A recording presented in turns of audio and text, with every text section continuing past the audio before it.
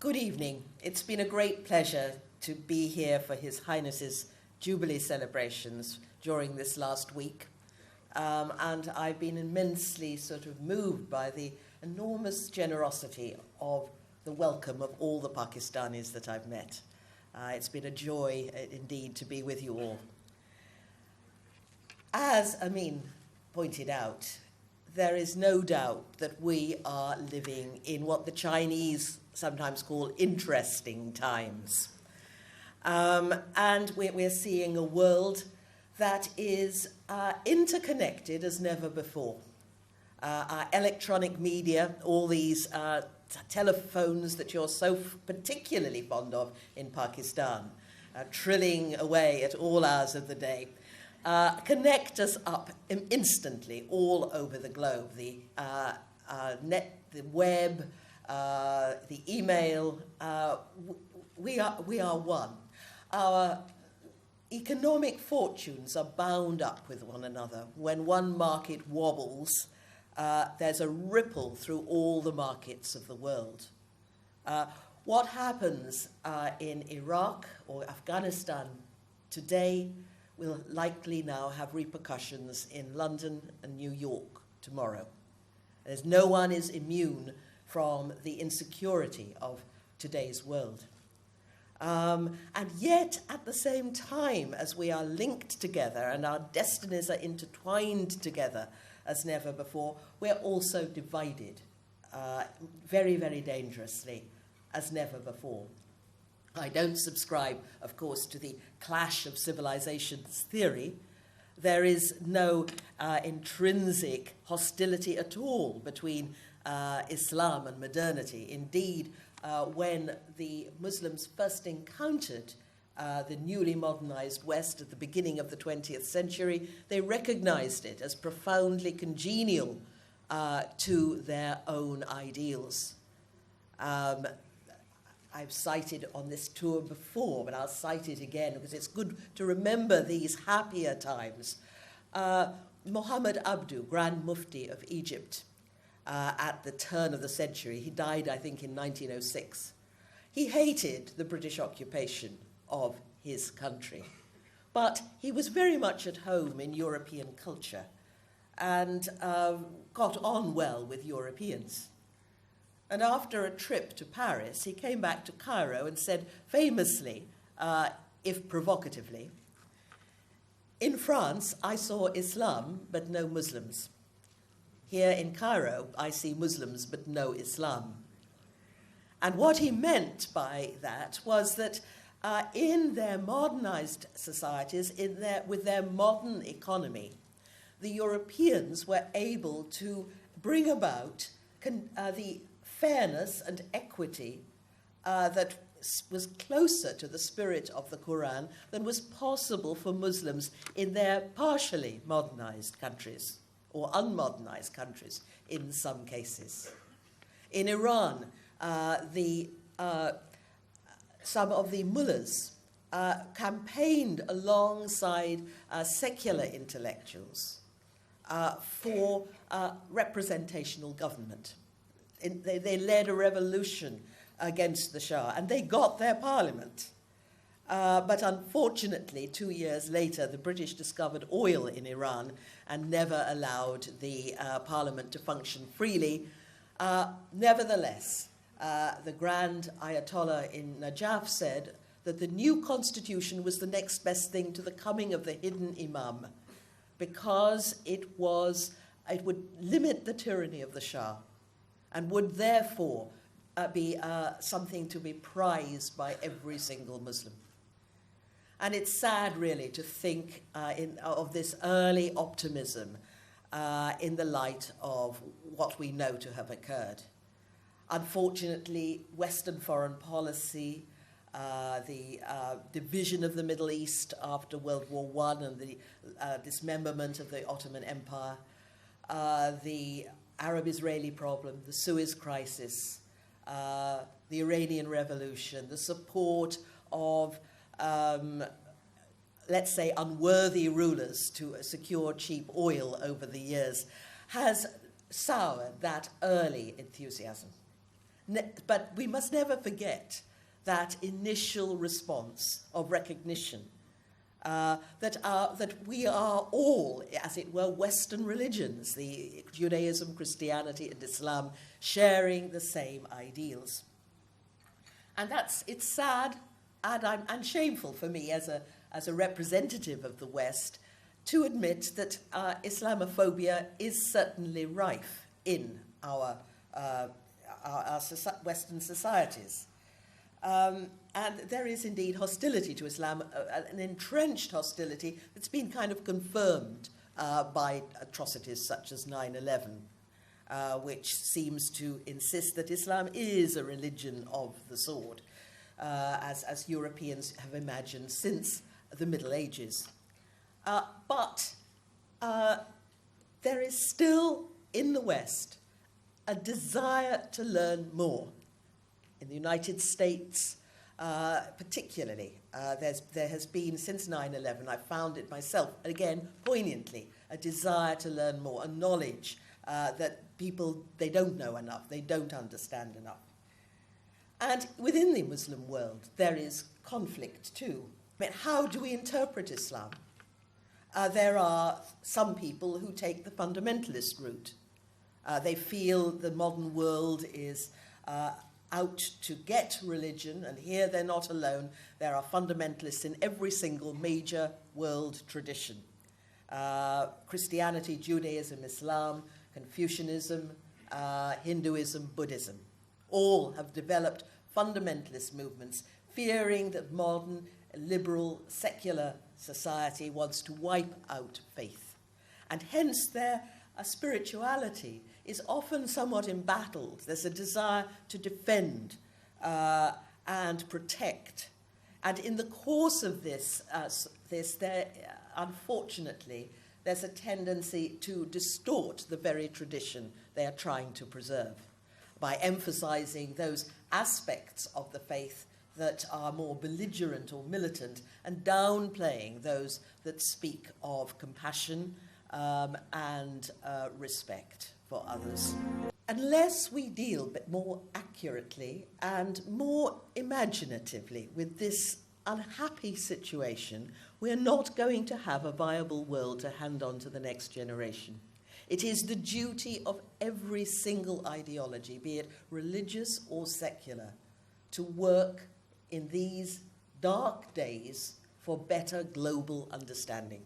Now, very often people tend to talk, I've noticed, about Islam, not referring to it any longer in the old way as a transcendent idea in the mind of God, or indeed as that act of existential surrender of one's entire being, the giving up of one's egotism in the presence of God. Instead, Islam tends too often to refer to the historical, institutional Islam.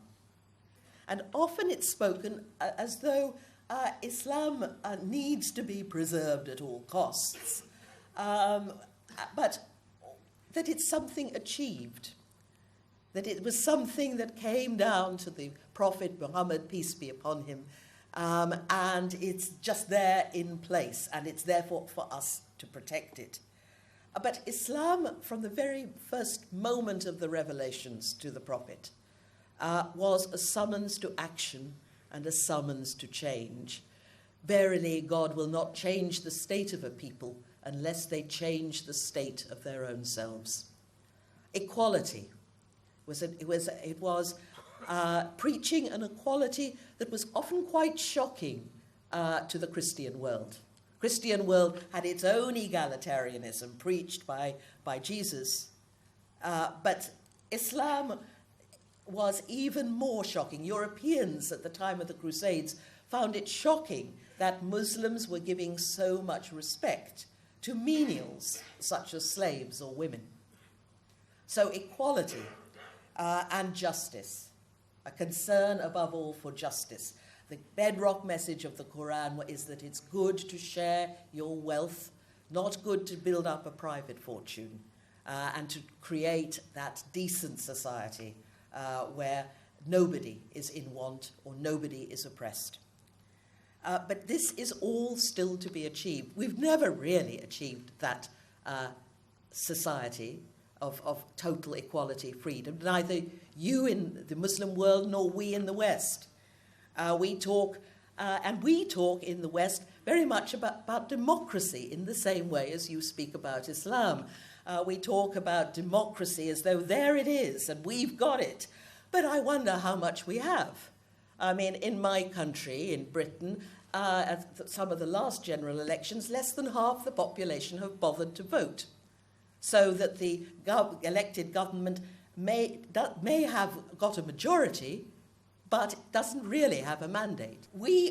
Democracy is, as I see it, a state of grace, just as the idea of Islam is a state of grace, a beacon beckoning us on always to further and further efforts. We can never sit down on our laurels because these splendid and wonderful transcendent ideals in the case of Islam are beckoning us on beyond ourselves, beyond what we think we can achieve. We've never finished. And Islam has always been creative in the past. It has been marvelously creative. I remember when I was researching my history of God, and I found that in the so-called Age of Faith, the Muslim theologians were by far the most adventurous and insightful. You think of Ibn Arabi, Ibn Sina, Suhrawadi, Mullah Sadra. They were asking questions, having visions, and pushing their people forward to insights that were extraordinarily daring and imaginative.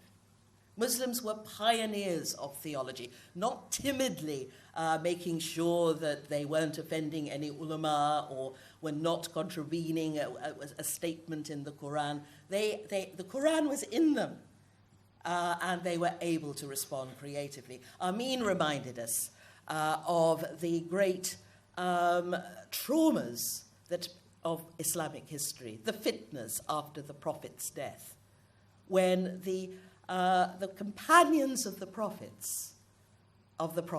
were at sword's point with one another. When Ali, the beloved Ali, was murdered. When Hussein, the Prophet's grandson, was murdered by the Umayyad Caliph. These were dark and terrible days. And many Muslims, it would have been excused for saying, it's all over.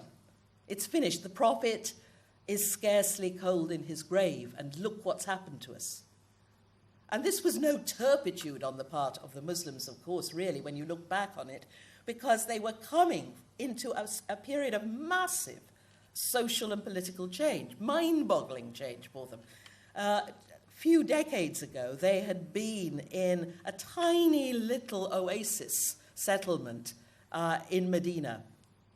And now here they were, masters of a huge empire, pitting themselves against the more complex and advanced and sophisticated civilizations of Persia and Byzantium. At the time of the Mongols, again as Amin reminded us, this again was an absolute catastrophe for the Muslim world. The Mongols burned a swathe through Muslim heartlands, burning down libraries, massacring the population. And indeed, some Muslims wanted to retreat and close the gates of ijtihad. Let's preserve what we've got, hang on to what we've got. But other Muslims were more creative. There was a massive spiritual revival. Rumi, who was himself a refugee from the Mongols, and whose spirituality was very much influenced by the positive aspects of Muslim life, Mongol life. And similarly, not long afterwards, the Muslims founded 3 massive new empires based or heavily influenced again by Mongol ideas. The Ottoman Empire, the Safavid Empire, the Mughal Empire here in the subcontinent. And these were the most up-to-date states in the world at that time. Now, instead of sitting down and repining and throwing up their hands or just clutching defensively at what they had, Muslims were prepared to find something new. And this spirit goes right back to the Prophet Muhammad, blessed be he, peace be upon him. When he first started to preach in Mecca, he made little headway at first. He made some converts, but it was slow. And then, of course, he was persecuted. He and his companions were persecuted, and eventually he took the astonishing step of the hijrah, the migration to Medina. Now, I hadn't realized when I first used to hear about the hijrah how extraordinarily revolutionary that step was. We're used, of course, to migration in our day. Pakistan, of all countries, knows all about migration and uprooting and having to leave homes and take up residence somewhere else. But in 7th century Arabia, this act was unthinkable. It was almost blasphemous according to the canons of the pre-Islamic age. In the tribal area, the tribe was the sacred value. You would die for your tribe, and you had to be able to die for your tribe. It was the only way that the tribe was going to survive in the harsh conditions of the Arabian steppes. And to leave your own tribe permanently and take up permanent residence with another tribe was absolutely unheard of. Now, at the end, of a couple of years into the hijrah, Muhammad took the extraordinary step, imaginative step, of changing the qibla, changing the direction of prayer. When they arrived in Medina, the Prophet, the Muslims had prayed facing Jerusalem, the city of the Jews and the Christians. And one morning, Muhammad asked them to turn round and face Mecca. And the verses that show that it was something that the Muslims who felt so uprooted from their holy city, their homeland, were very, very happy to have. But the way this was done was significant. The verses of the change of Qibla show that it was not just a nostalgic glance back at the old country, but a reminder that Muslims were devoted to God and not to any established religious tradition. Instead of looking at the Jews, looking towards the city of the older monotheism, the Jews and the Christians, they are going back to Abraham, who built the Kaaba there, with Abraham, who was neither a Jew nor a Christian. He was a Muslim, one who surrendered himself to the divine. And it is to God that we surrender ourselves, not to a particular tradition. And that was a constant reminder, almost a declaration of independence, a rethinking of the point of religion, which is always beyond our little establishment, to the divine, which pushes us further and further, makes us transcend what we know and go beyond some things that we feel comfortable with. From the very beginning, Islam had been pluralistic.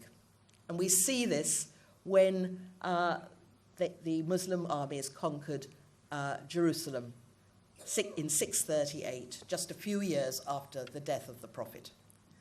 Omar, now the Caliph, was led into the city, and he was escorted around by the Greek Orthodox Patriarch. The time for Muslim prayer came around, and Omar was invited to pray beside the tomb of Jesus, but he refused. No, he said, if I pray in this church, some misguided individuals later will want to knock it down and make a mosque out of it to celebrate the first Islamic prayer in Jerusalem. And you must keep your churches intact. And there and then he signed a treaty to say that the Christians would remain in possession of their monasteries, houses, and churches on the western hill of Jerusalem in the healthiest, most salubrious part of town. Then Omar asked where was the Jewish temple? The Quran speaks of the great mosque that Prophet Solomon had built in Jerusalem. And the Christians suddenly started looking rather shifty because ever since the Romans had destroyed the temple nearly 600 years ago, the temple had been left in ruins. The Christians used to look at it and meditate on the defeat of Judaism and look at their own sort of superiority as they looked down on this blackened, charred masonry. And in recent years, they'd been encouraged to use the temple as the city garbage dump. And eventually, the Christians had to come clean, and they escorted Omar onto the massive temple platform. And looking round at this absolute desolation, Omar immediately started to pick up the filth with his own hands, putting it into his cloak, and throwing it over into the valley of Gehinnom underneath, and his companions followed suit, and they rededicated the place. Not only that, Omar insisted that the Jews who had been forbidden to reside permanently in this holy city under the Christians must be allowed to return to Jerusalem. And 70 families from Tiberias in the north came down and settled in Jerusalem next door to the Muslims at the foot of what is now the Haram al-Sharif. This is the heritage you have. Muslims are ideally placed to address the main question of our time. How can we live together in our polarized world? Muhammad had to come down from the throne of God and descend back to the mess and violence of Mecca, the persecution that he was still enduring there, the ostracism, the threats on his life that were daily towards the end of his time. And then he had still to face the difficult, dark years of Medina when the Muslim community was nearly exterminated, came to the brink of extermination. And yet, he was able to guide them through wisely, calmly, with humor even, and with good sense. So here we've got another narrative to show the world. Instead of Muslims waving a sword and forcing Islam at sword point, as the Europeans have imagined for nearly a millennium, you have a prophet who adopts a deliberate policy of daring non-violence and brings the violence to an end. Instead of Muslims who are, as the West believes, fanatically intolerant of any other religious tradition, you have the prophet of pluralism, the prophet of the mirage, Omar, in Jerusalem.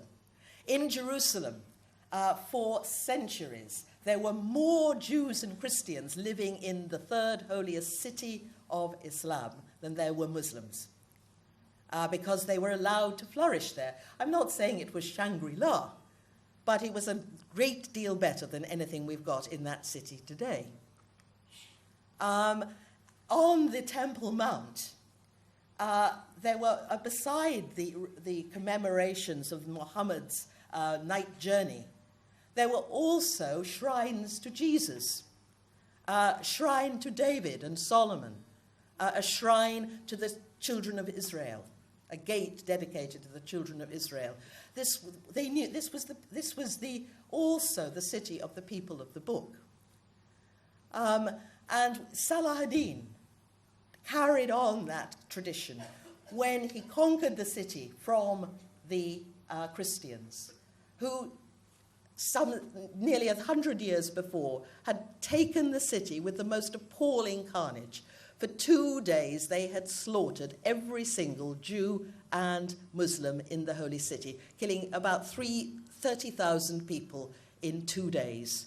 An eyewitness said that on the Haram al-Sharif, the blood came up to the horses' knees.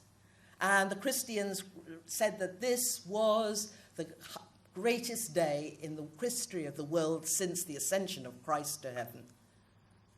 And when Salah ad-Din took the city, some said he should pay back in kind.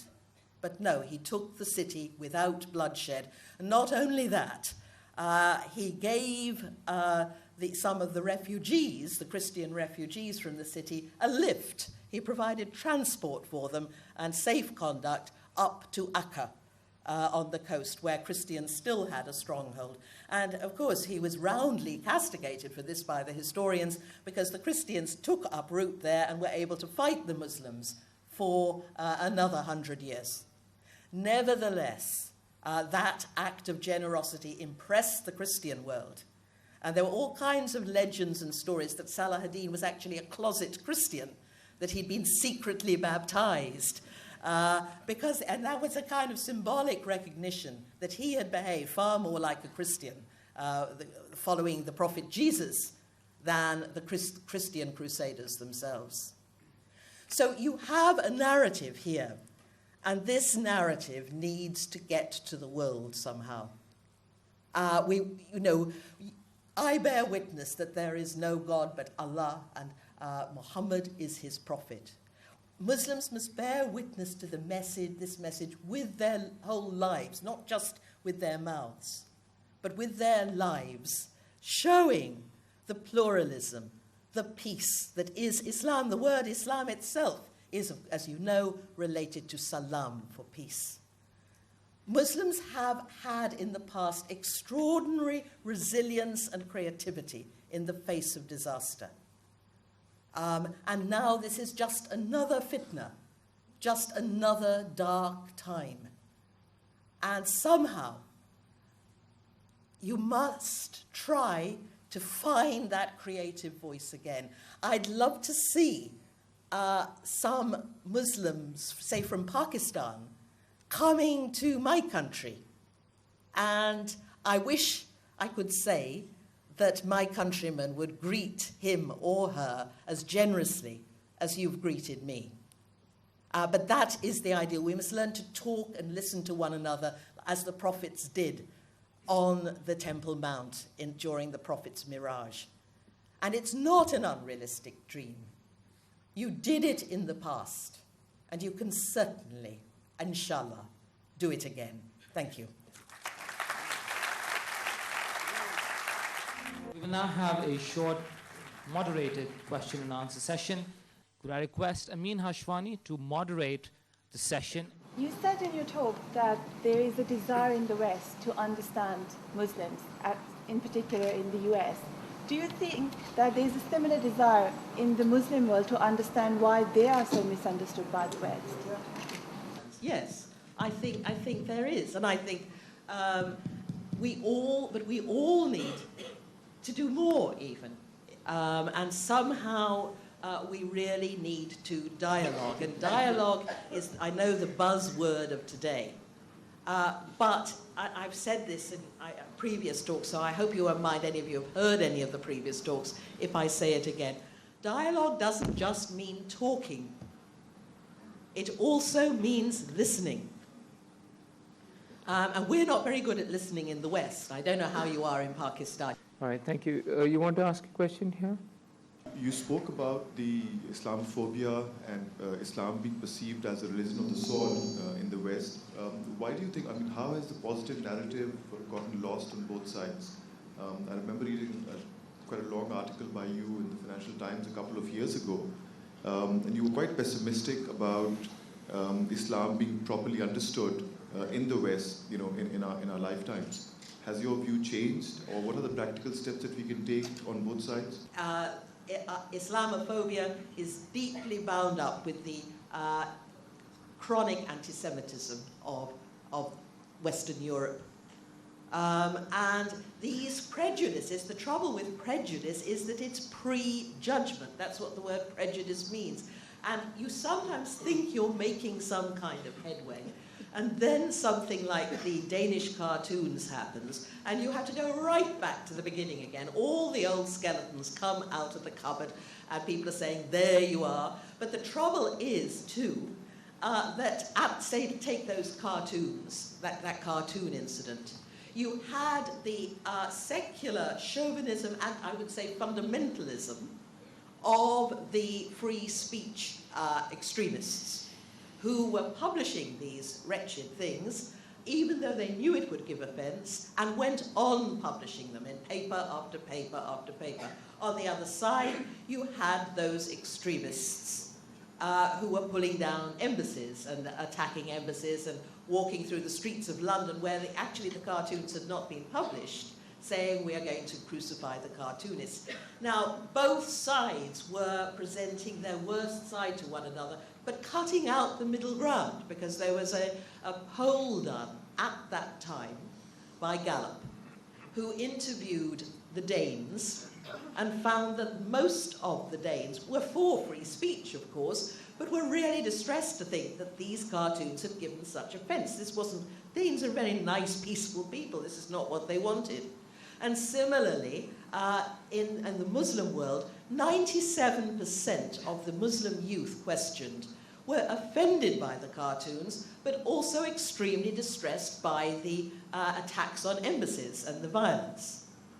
So all that majority, that middle ground in the got cut out of the debate in the media, and we presented each other only with the extremes. And when showing ourselves at our worst, so the West came out of it as usual, as arrogant, Islamophobic, insensitive, trampling on other people's sanctities. And the Muslims appeared atavistic, violent, irrational, fanatical.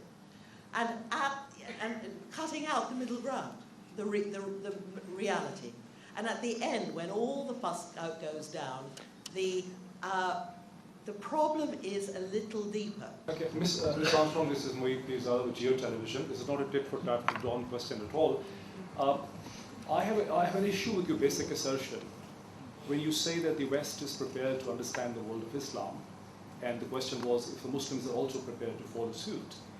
After living in the West for quite a number of years, I actually am afraid that the West is less prepared to understand Islam than the Muslims are prepared to understand the world of Islam, and I would like you to explain that a little bit. Because looking at this country, Pakistan only, there are hundreds of thousands of Pakistanis that are so massively exposed to the Western way of life, Western education, Western languages, drama, art, and theatre. West's interest, I'm afraid, looks like a very academic interest, a very cosmetic interest to understand Islam. It doesn't go anywhere more than that. Thank you. Yeah, I would agree, and I would say that I think there's a difference between Europe. We've got to distinguish West from West. Europe is very different, I think, from the US. Europeans understand the politics much better, I think, than the Americans, but they're very disdainful of religion. So they're obtuse, I think, on religious matters, Brits particularly. It's been my experience in America. That's all I can go on. I know exactly what you mean. But after 9/11, I was in the United States for 3 months. And it was a very distressing 3 months there at that time. But nevertheless, I was impressed with the way Americans descended on the bookstores and grabbed everything they could find on Islam off the shelves, including, I'm happy to say, many of my own books. I sometimes feel like a war profiteer.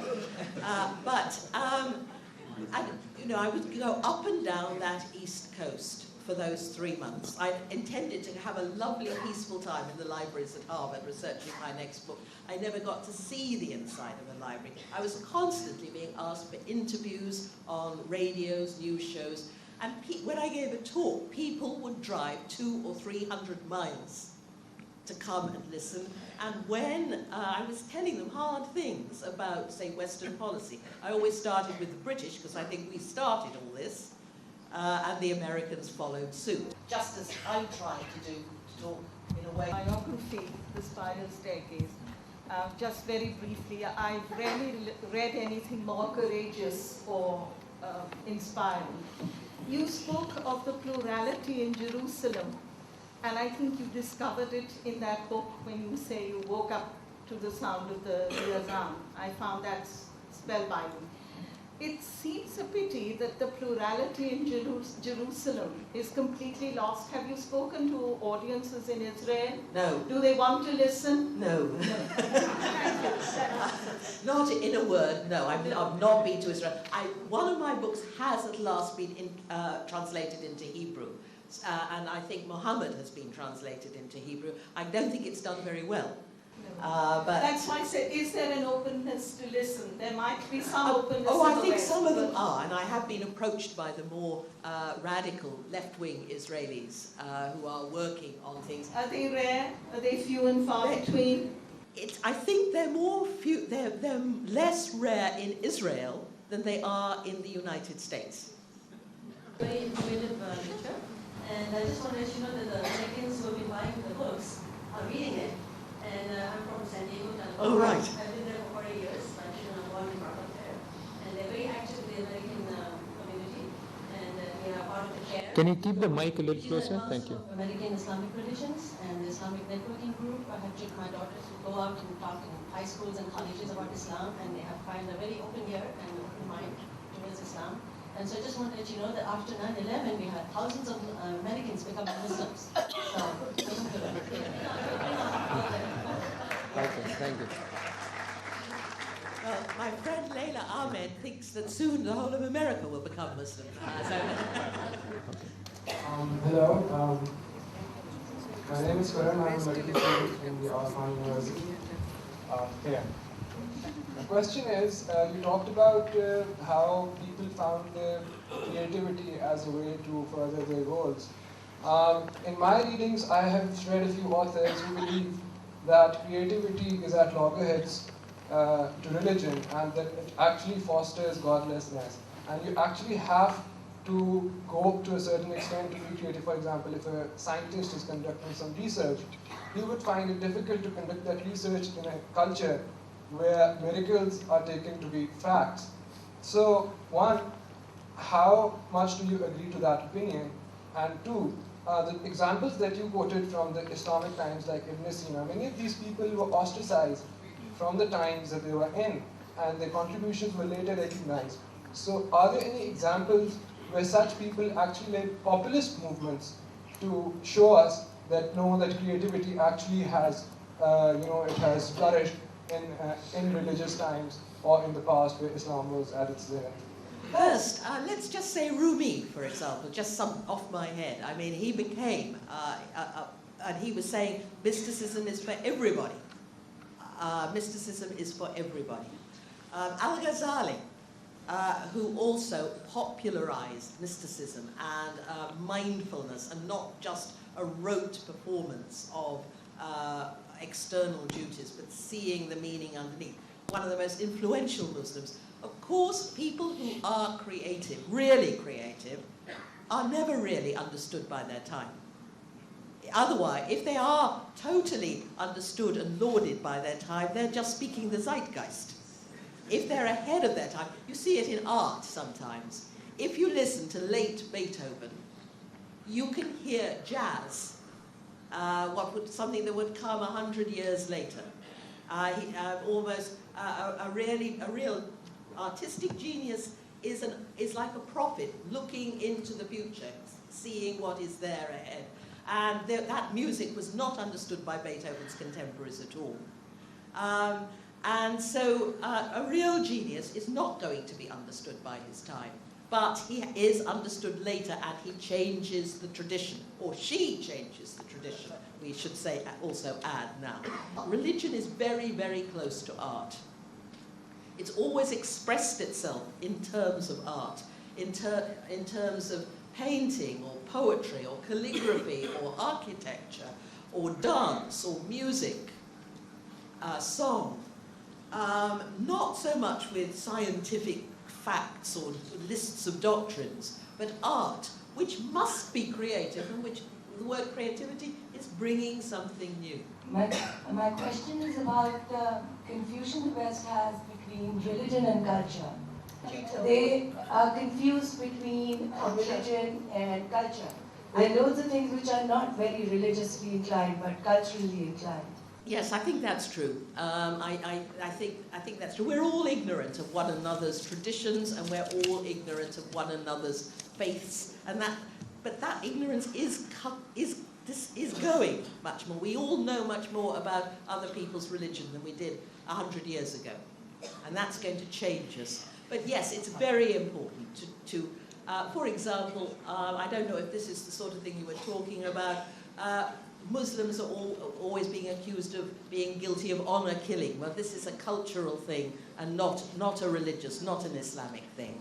And there is a constant tendency, and similarly with this terrorism.